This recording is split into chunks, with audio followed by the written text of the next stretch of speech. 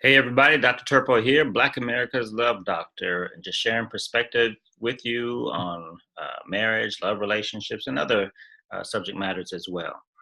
I'm about to get into the question for this evening, but before I do, I just want to encourage everyone to please like this video if you do, as well as subscribe to this YouTube channel. And as always, please forward this video to people that you think may benefit and may actually enjoy some of the things that we talk about in these videos. So without further ado, let's jump into the question for this evening. And let's see here. She says, Dear Dr. Turpeau, I went through a separation in 2000. He cheated on me and disrespected me in public. When I came upon him and his girlfriend, I filed for divorce in 2001. It was granted in 2002. Since that time, I have been afraid to put myself out there on the market again. I was hurt so bad. It's been years. The kids are gone, and I want someone deserving of my love. I also had one foot amputated. Will anyone want me once they find this out? Okay, so it's been some time. It's been some years now. You've been out there on your own without someone. I know it's discouraging for you. You're afraid to get back out there. So let's get in here and talk about this.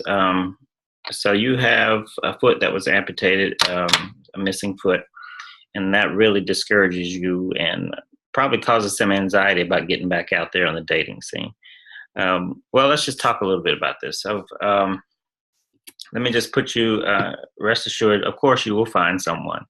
There are many people out there looking for love, and people who have different tastes and things that were important to them. So you have to keep in mind that you are much more than of a person than somebody who has a missing foot. Your having a missing foot does not define you. Okay, you are much more than a person with a missing foot. Just like people are much more than their sexual orientation, people are much more than their race, people are much more than their gender, people are much more than their age. You are much more than any particular label that somebody wants to put on you. And so this is just another label, and if you just define yourself as I'm a person with an amputated foot, then that can get in the way from you living your life to the fullest. So let me just remind you, you are much more, and you know this, but I just want to remind you when you think about the dating scene, you are much more than a person with an amputated foot. So you just need to go out here and celebrate who you are and celebrate your life. Go out here and find someone that will appreciate you for you. Go after what you want in life, and don't let the things that you can't change that have happened to you keep you from doing what you really want and going after what you want in life. So now, another thing I would recommend is that you do not hide your condition, because if you hide your condition, this can be shocking to people when they find out that you have a foot that's amputated. So, but if you're intentionally not hiding it, then you will know that people that approach you and want to get to know you better, they will have already seen that you do not have a foot. And so if they see that, then you know up front it's out there in the beginning, so we don't have to deal with that issue. So I would not recommend necessarily that you hide it. I think that would be a better strategy. Now, if for some reason, based on prosthetics or whatever you might be wearing, or people don't notice, and if you decide to continue to hide the condition, then people, when they get to know you and they date you and they eventually find out, just keep in mind that they will be shocked. Okay, people will be shocked if it's hidden, and then it's finally revealed. They will be taken aback, but it's still all not lost if that's the case, because first of all, this is natural for people to be shocked because they're not used to seeing that. So don't get mad and upset and all, you know, like me for me, and get all up on this on a high horse about people not liking you. Just expect that they will be shocked when they find out. So here's the thing, though. You have to find someone who will appreciate you, whether no matter if you have a body part that's not normal or a body part that's missing. And guess what? There are people out there who will appreciate you for you.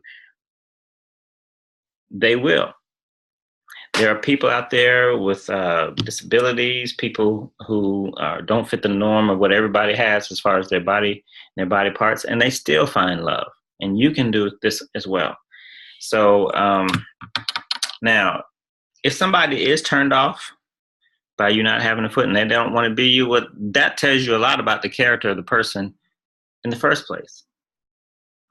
So, and if they find it out quickly, then all the better. You can screen that person away. That person is wasting your time. You want to be with somebody who appreciates you for more than just whether or not you have a foot or not, or any other type of body part. So find somebody who appreciates you. And there are people out there. I see people all the time who are with people that don't have things that measure up, or certain things about them that measure up to the norm. Okay, so my best advice to you would be your job is to be the best you that you can possibly be. So be the best you that you can possibly be. And life is too short, or too long for that matter, depending on how you want to look at it, to be worried about whether people accept you for you or not. You just have to be the best you that you can be. And nobody can be a better you than you. All right. So be the best you that you can be.